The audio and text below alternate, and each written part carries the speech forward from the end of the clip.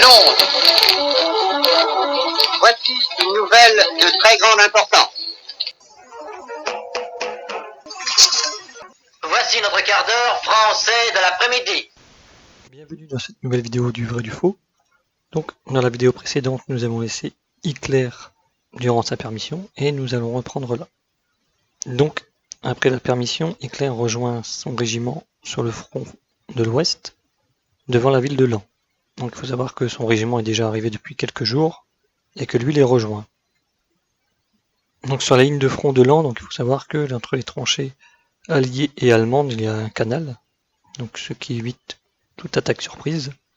Mais les Allemands continuent encore de construire des nouvelles tranchées plus robustes, parce que justement la ville de Laon est très désirée par les Alliés. Donc c'est dit aussi que les Allemands subissent de très lourds tirs d'artillerie ennemie, et qui commencent à se calmer justement vers le mois de décembre. De sorte que les soldats s'imaginent qu'ils vont pouvoir profiter d'un Noël au calme. Donc en ce mois d'octobre 1917, il faut savoir que l'armée italienne se casse encore les dents, ce qui a un effet particulièrement revigorant sur le moral des troupes allemandes.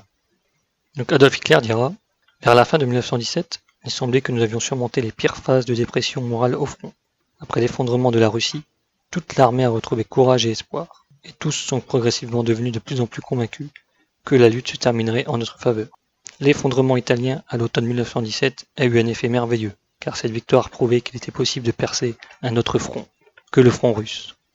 Cette pensée inspirante devint désormais dominante dans l'esprit de millions de personnes au front, et les encouragea à regarder avec confiance jusqu'au printemps 1918. Il était bien évident que l'ennemi était dans un état de dépression. Pendant cet hiver, le front était un peu plus calme que d'habitude, mais c'était le calme avant la tempête. Donc Hitler exprime bien le moral des troupes sur le front, donc à savoir que justement le moral est très bon. Donc pour l'instant sur le front, dans la zone d'Hitler, c'est calme, sachant que les Britanniques dans le mois de novembre lancent des grandes offensives, comme près de Cambrai où il y a énormément de chars qui sont impliqués dans les combats. Donc dans le rapport du régiment, il est dit que la caserne du 16e régiment d'Hitler a été prise pour cible par l'artillerie, et il y a eu 7 morts et 40 blessés. Donc fin janvier, le 16e régiment est retiré de la ligne de front pour un repos. Donc Balthazar Brandmeyer dira « Quel merveilleux moment! La misère et le besoin sont vite oubliés. L'anxiété et la peur au cours des longues années de guerre sont devenues des conceptions inconnues. Ainsi, les visites chaque jour d'aviateurs larguant des bombes ne perturbent en rien notre repos royal bavarois. » Donc après, Brandmeyer raconta aussi qu'il avait reçu une lettre de sa petite amie. Hitler l'a vue et a demandé sur un ton de bonne humeur. Brandmoirie, Truchnelda a-t-elle encore écrit? Bonne supposition, rétorquai-je. Vous n'avez jamais voulu de fille? Ai-je demandé. Écoutez, Brandmoirie, je n'ai jamais trouvé le temps pour une telle chose, répondit Hitler. Et je ne veux pas, continua-t-il. Tu es un étrange, a dit. Je ne comprendrai jamais, répondis-je. Il n'y a aucun espoir pour toi. Donc encore là, une conversation entre soldats qui dit que Hitler est vraiment pas intéressé par les filles. Et justement, comme j'avais dit dans les vidéos précédentes, un jour des soldats avaient parlé justement d'aller avec des femmes françaises. Et Hitler dira « Je me tuerai de honte plutôt que de faire l'amour à une Française » en rentrant enthousiaste dans la conversation. Les soldats se sont mis à rire et un des soldats a dit « Écoutez, le moine ». Donc là après le visage d'Hitler est devenu sérieux et il a dit « Vous n'avez plus d'honneur allemand ». C'est une petite parenthèse pour encore parler de Hitler à ce moment-là et de sa conception des rapports avec les femmes. Donc alors le 28 janvier 1918, il y a une grève générale dans toute l'Allemagne. Donc là, les travailleurs réclament une augmentation des rations alimentaires, l'abolition de la loi martiale et l'institution de réformes démocratiques. Donc la grève ne durera pas longtemps, mais bon, ça a un peu affecté le front. Donc Hitler dira dans Mein Kampf, juste au moment où les préparatifs étaient en cours pour lancer une offensive finale qui mettrait fin à cette lutte apparemment éternelle, tandis que des colonnes de transport sans fin amenaient des hommes et des munitions au front, et pendant que les hommes étaient entraînés pour cet assaut final, alors il était que le plus grand acte de trahison pendant toute la guerre a été accompli en Allemagne.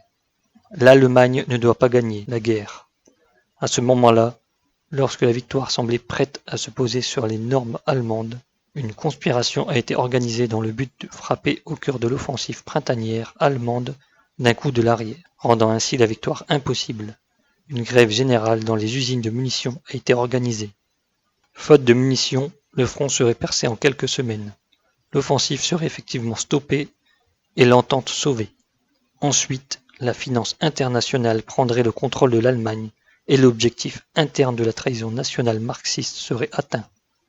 Cet objectif était la destruction du système économique national et l'instauration d'une domination capitaliste internationale à sa place. Et cet objectif a vraiment été atteint, grâce à la crédulité stupide d'un côté et à la trahison indicible de l'autre. La grève des munitions n'a cependant pas apporté le succès final espéré, à savoir affamer le front des munitions. Il a fallu trop peu de temps pour que le manque de munitions en tant que tel fasse un désastre dans l'armée, comme cela avait été initialement prévu. Mais le préjudice moral a été beaucoup plus terrible. Donc là nous avons Hitler qui parle justement de cette grève de munitions. Donc pour lui c'est le premier coup de poignard dans le dos pour dire que eux ils se battent sur le front et qu'ils sentent la victoire à portée de main, et que justement à l'arrière il y a une grève qui fait que les munitions n'arrivent plus. Mais que ça n'a pas eu trop d'impact parce que ça durait tellement peu de temps qu'ils ont pu avoir les munitions. Donc il faut savoir, comme je disais, Mein Kampf a été écrit bien après la guerre. Donc est-ce que pendant la guerre Hitler aurait eu une pensée de cette sorte? Vous pensez que non, vous pensez que justement que c'est arrivé après avec réflexion. Enfin bon, juste pour dire voilà que il y a eu une grève, ça n'a pas trop impacté le front, mais que pour eux c'est déjà le premier coup de couteau dans le dos. Donc voilà, cette vidéo est terminée.